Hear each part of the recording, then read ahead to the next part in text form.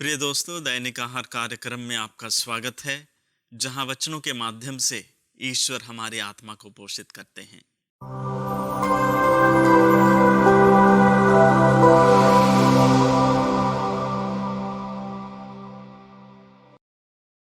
हमारे जीवन में दो प्रकार के लोग होते हैं।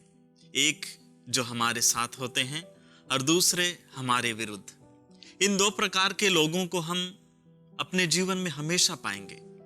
जो लोग हमारे साथ होते हैं वे हमेशा हमारा भला चाहते हैं और हर परिस्थिति में हमारे साथ खड़े होते हैं।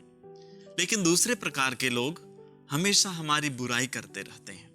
आप कितनी भी अच्छाई कर लो, लेकिन वे उसमें कुछ खामियां निकाल के ही रहेंगे। वे सदा आपको नीचे गिराने में लगे रहते हैं। सुसमाचार में भी हम इन दो प्रकार के लोगों को देखते हैं। यीशु ने अनगिनत चमत्कार किए, लोगों को चंगाई प्रदान की, अबदूतों को निकाला और लोगों को शुभ संदेश सुनाया। जब कभी यीशु ने यह सब किया, एक समूह के लोगों ने उन पर विश्वास किया और यीशु के सामर्थ्य को स्वीकार किया। वहीं दूसरे प्रकार के लोग हमेशा ही यीशु के सामर्थ्य पर सवाल उठाते थे। यीशु ने कितने ही बड़े चमत्कार क्यों ना किए हों, लेकिन उन लोगों के मन में हमेशा ही संदेह रहता था। वे हर वक्त यीशु को नीचा दिखाने की प्रयास में लगे रहते थे। आज के सुसमाचार में भी कुछ इस तरह के लोग हैं जो यीशु के कार्य पर सवाल उठाते हैं। यीशु एक अबदूत ग्रस्त व्यक्ति से अबदूत को निकालते हैं, लेकिन लोग यह कहकर उन पर दोष लगाते हैं कि यह अबदूतों के नायक बेल्ज़ेबूल की सहायता से अबदूतों को निकालता है।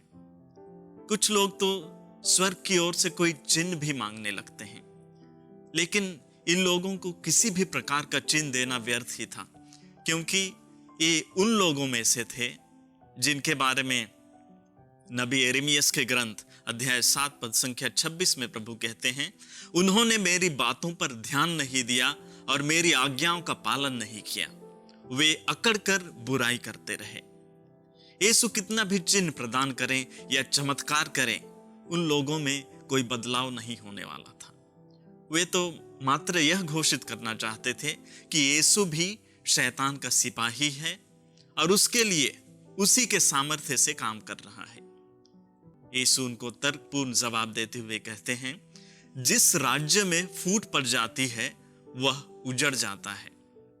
शैतान अपने ही विरुद्ध कार्य नहीं कर सकता, नहीं तो उसका राज्य कैसे टिकेगा।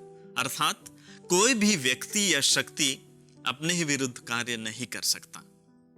अंततः प्रभु कहते भी हैं, जो मेरे साथ नहीं है वह मेरा विरोधी है और जो मेरे साथ नहीं बटोरता वह बिखेरता है। उन लोगों के स्वभाव से स्पष्ट है कि वे यीशु के साथ नहीं थे और उनका साथ देना भी नहीं चाहते थे। वे तो बस यीशु के अच्छे कार्य में बाधा डालना चाहते थे।